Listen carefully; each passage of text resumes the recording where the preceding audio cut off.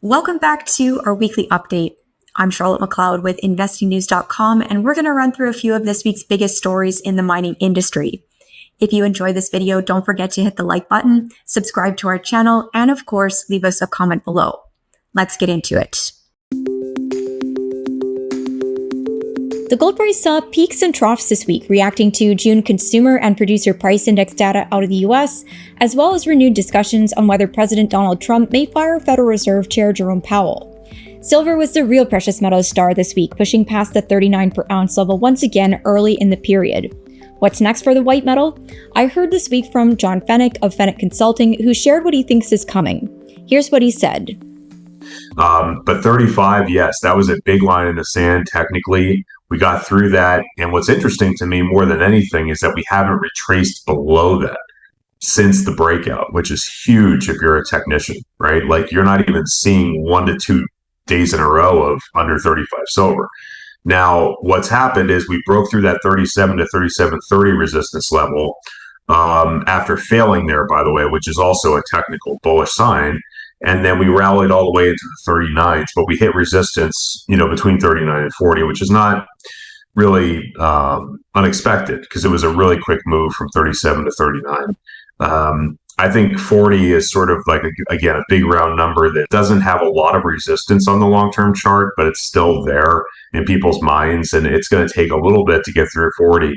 But once you're by 40, then it's like absolutely go time if you don't think it is already. I'll leave the link to the full interview below. Take a watch for more on silver, as well as the gold, platinum, and copper markets. Rare earths miner MP Materials was in the headlines again this week after announcing a $500 million partnership with Apple. The company said on July 15th that they've entered into a definitive long-term agreement through which MP will supply Apple with rare earth magnets. The magnets will be made in the US and will use 100% recycled materials. The news follows last week's new partnership between MP and the US Department of Defense.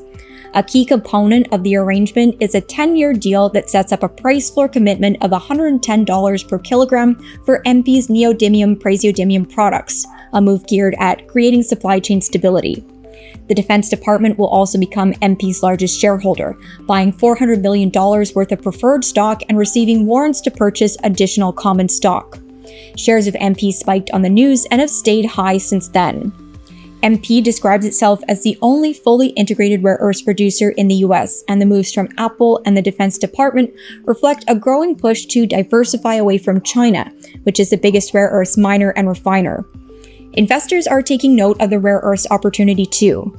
Here's how Rick Rule of Rule Investment Media described the sector's potential. If you want a gamier suggestion, I really like the high-quality rare earth space. Nobody understands it. Nobody cares.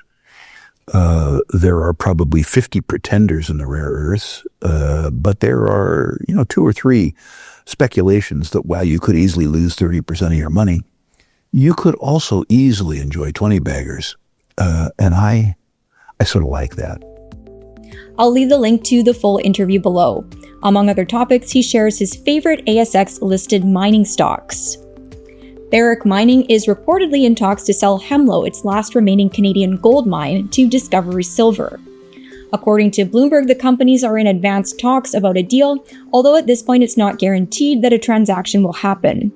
Located in Ontario, Hemlo's 2025 output is forecast at 140 to 160,000 ounces of gold at an all-in sustaining cost of $1,600 to $1,700 per ounce. The move to sell Hemlo comes as Barrick looks to hone in on Tier 1 assets and broaden its focus beyond gold.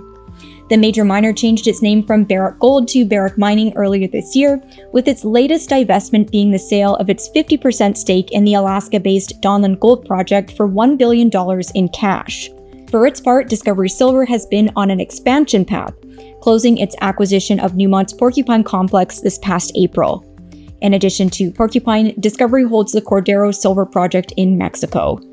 Finally, I'd love for you to check out my interviews from the Rule Symposium if you haven't already. Our full playlist is now posted, and it includes conversations with Rick Rule, Adrian Day, Lobo Tigre, Andy Schechtman, and many more. I'll leave the link to the playlist below. Thank you for watching. If you like this video, make sure you hit the like button and subscribe to our channel.